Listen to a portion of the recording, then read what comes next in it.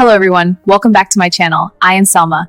Today we are learning the main types of digital marketing. The first one is social media marketing. You use these platforms to promote your business and connect with customers. The second type is content marketing. This is when you create helpful content like videos, posts, or blogs. You teach people something useful and they start to trust your brand.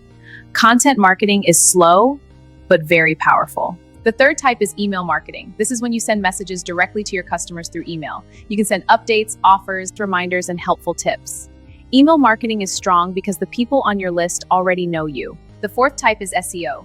SEO means search engine optimization. This helps your business appear on Google. When people search for products or services, SEO brings free traffic and it works for a long time if you do it well. The fifth type is paid ads. These are ads you pay for on Google, Facebook, Instagram, or TikTok.